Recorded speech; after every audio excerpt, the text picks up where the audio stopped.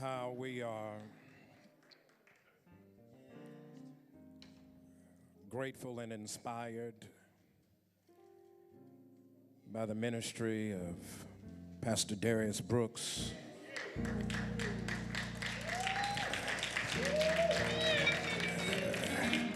Brother Darius, you're not the only one that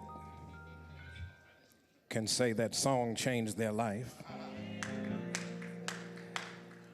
As a new pastor in Batavia, not far from here, I remember when the song came out. Many Sunday mornings, I would play it on the way in because very often the work seems to be harder than you anticipated.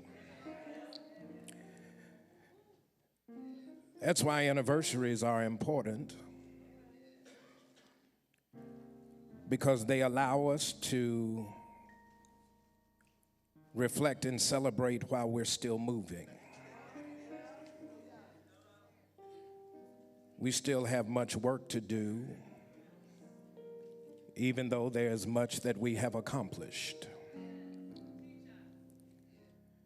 So we have to be careful that our celebrations don't become our intoxication. We can get drunk on the shout and forget to keep on working. And so we take a pause by the side of the road today as we celebrate this work in progress, birthed more than a half century ago around a commitment to justice. Justice cannot be realized unless there is conflict. Conflict produces the character of the justice fighter. And some folks try to bring about justice by force. Others bring about justice by example. We celebrate at this rest stop the living example of our leader, Reverend Jesse Lewis Jackson Sr.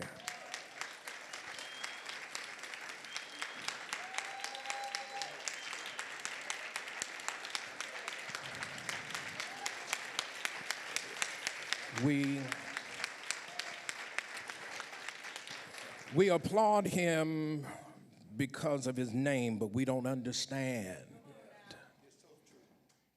the struggles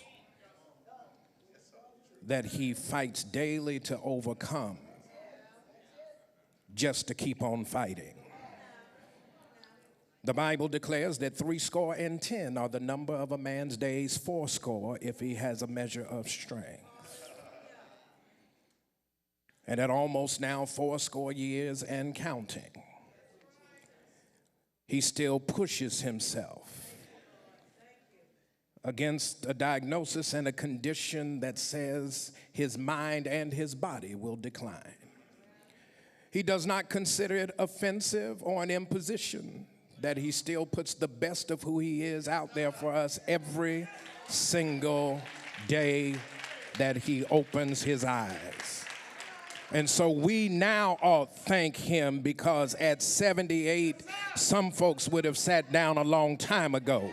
But he still comes on behalf of the people and declares what is just in the name of God.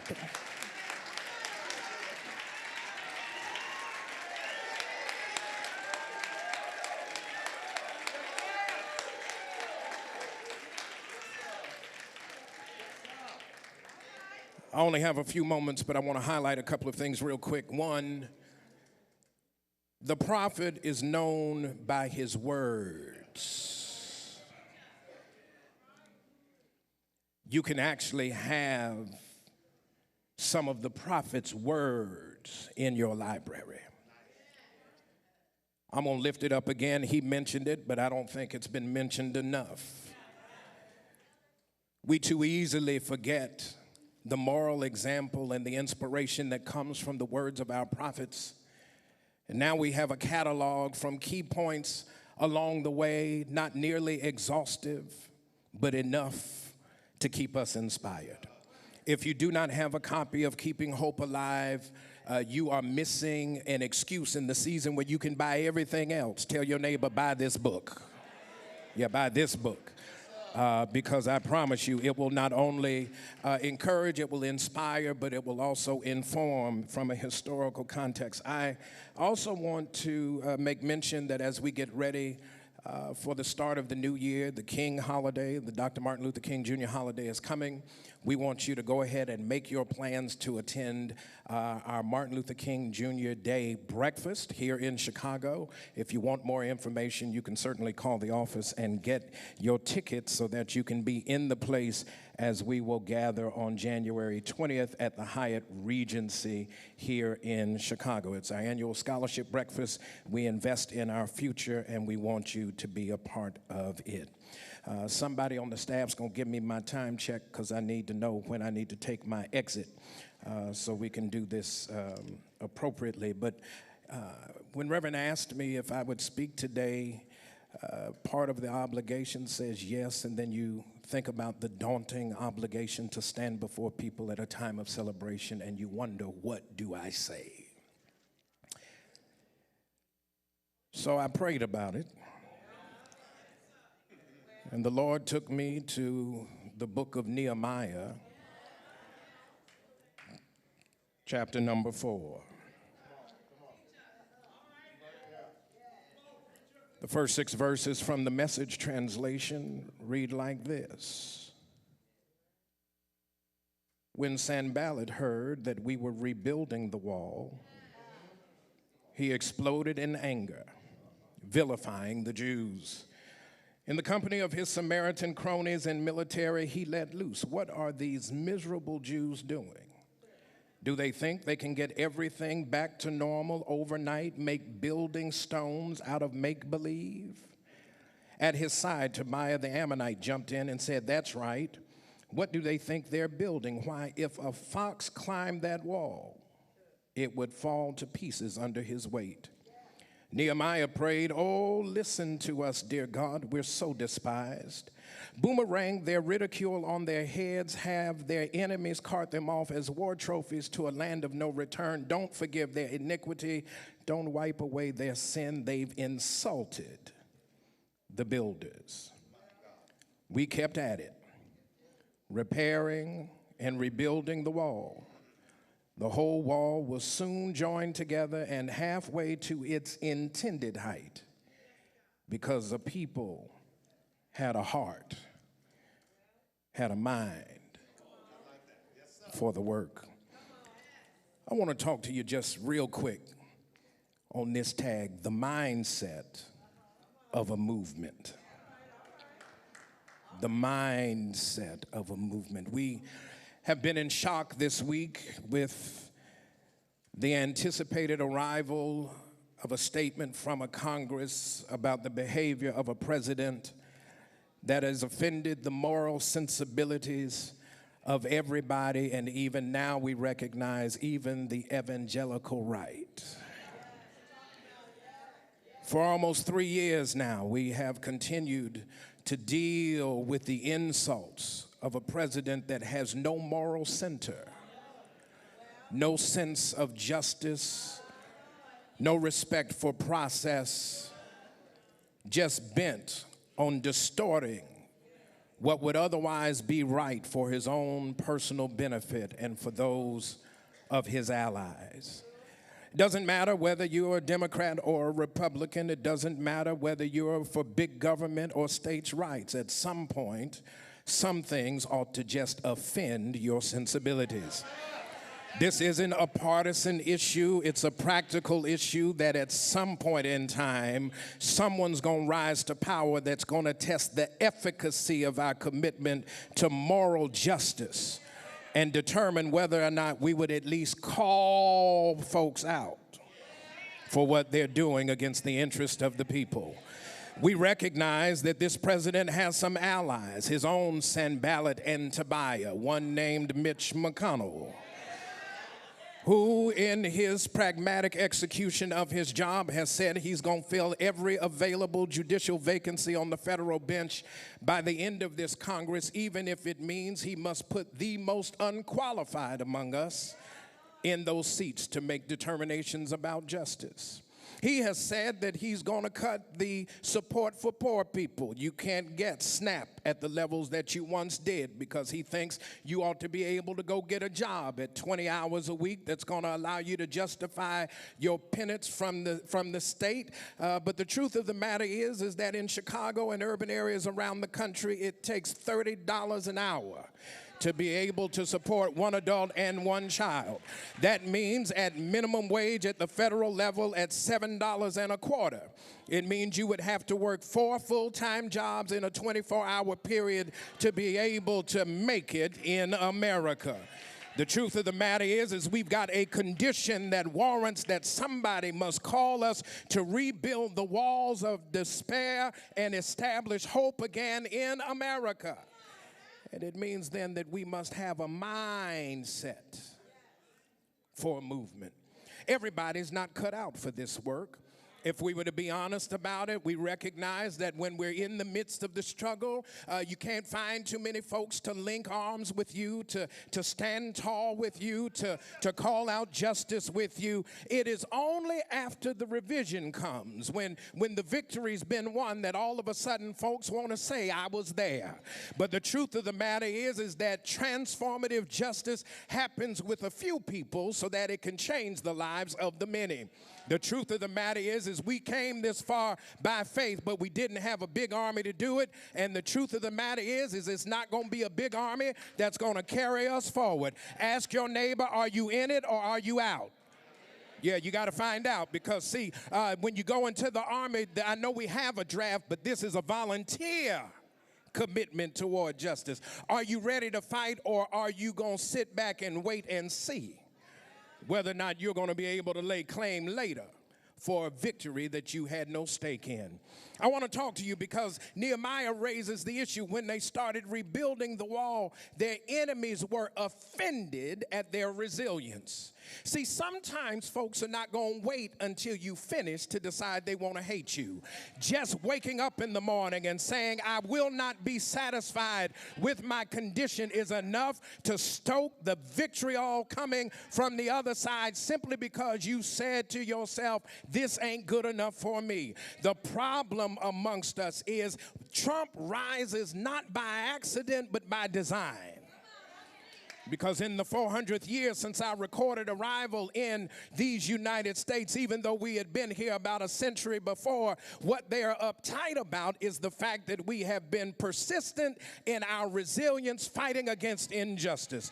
We had to fight against slavery, and then we had to fight against Jim Crow. If you did not have the voice of a Jesse Jackson to be able to talk about detainees in jails across the country being able to vote, some folks would think that somehow or other they were getting what they deserve. But when you have a prophet in the house, I said when you have a prophet in the house, they may not tell you what you want to hear, but he'll tell you what you need to hear.